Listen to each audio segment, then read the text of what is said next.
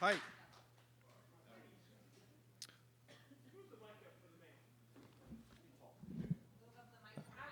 How about that? Is that better? There we go. Okay.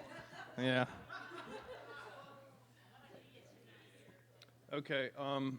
This is called Walt Benjamin. It's kind of long. Sorry.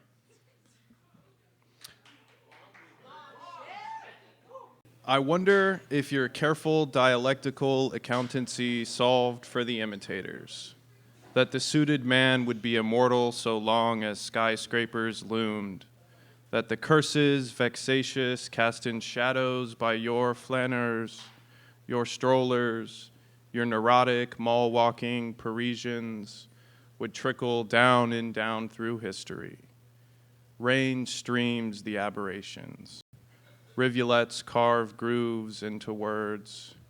The crystal palace is a language filled with mannequins. I met you in a renovated high-rise where the second, third, fourth, and fifth stories were all replaced by columns of air. Floors and walls are moved back to brick interior, hiding a latticework of webbing. Steel silk spun by wind-up spider. Lights hung from railings bolted to what lintels remained of the second story. Beyond them was a planetary darkness. You would have thought that voices would echo this brick canyon like 100 dinner guests gathered in the brass horn of a tuba, but they didn't. Guests did not sit opposite, but instead beside one another. Shouting whispers drowned early in the vast emptiness. The silverware were all ordinary sizes. Here you spoke to me in aphorisms surrounding the rings of Saturn, enumerating the rivets of a Brooklyn bridge, enumerating in the twilight, and I was too late to say goodbye. You died. You died before Ivy Mike grew like ultraviolet Yggdrasil above an atoll in the Pacific. Does that cloud look like a mushroom at the end of the world?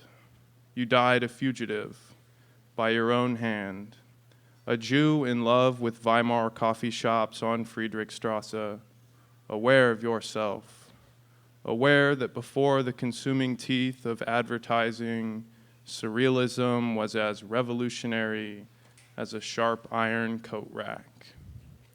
So for you, apropos of a medieval armoire, drawers stuffed with muslin, I present the raw gems of a new surrealism. Not coerced by the most, but contained in the least. Tiny divinities wrapped in camera flash, boxed by glass and aubergine, alive with a weak romanticism, asleep in the innocence of red. Rooms enclosing them, circling, the waters churning. The ringing and ringing and ringing of raised voices. Parisian thoroughfare recirculate a bridge. Its two ends cannot be contained by a single glance. Piers rest on planets. From one world to another, traffic pace a causeway of wonderfully smooth concrete, gaslit by stardust. The 2000th and 23rd pier lands on Saturn.